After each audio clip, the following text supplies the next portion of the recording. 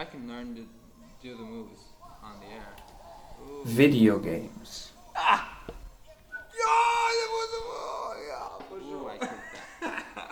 That was a close one. They had their triumphant march. Several decades, and they are omnipresent.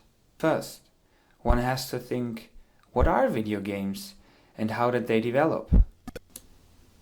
In the beginning they looked like this, developed into that, and finally, after the millennium, looked like this.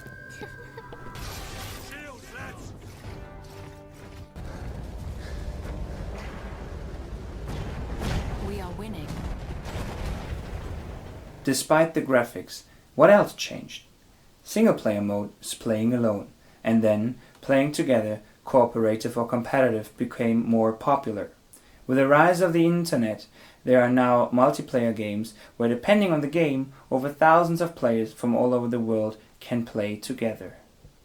Nowadays, video games are and can be played upon a variety of devices. Computer consoles and phones are their main environment. With phones especially, they can be taken and played everywhere. Royale described the evolution of video games in a framework with the components player, narrative and gameplay. Their future prediction is that these will integrate further, making games even more vivid and alike a real-life experience. Before we tackle the consequences of these developments, we have to take a look on the definition of video game addiction.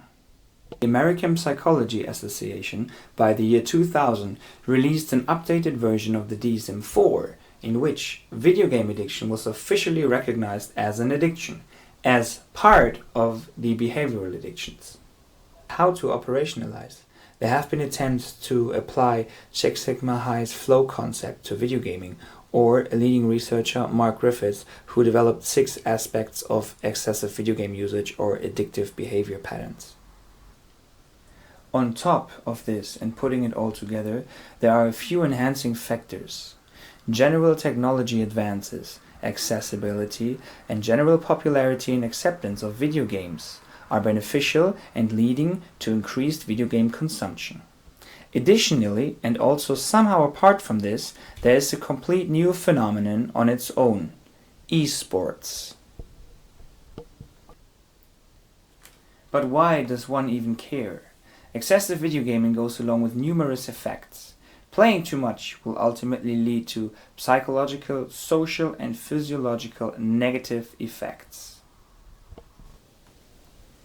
Even video game addiction can affect everyone.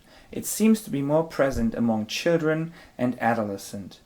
Prevention seems to be the most promising approach.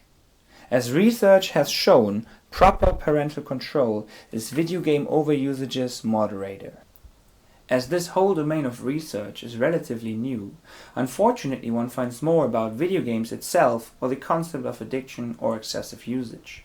On actual treatment, more research is definitely needed. Which left us following the path of parental control and prevention, accomplished by meeting on eye-to-eye level and adequate communication, which then in turn can be used to agree on common goal setting. Oh yeah! It's the Mario!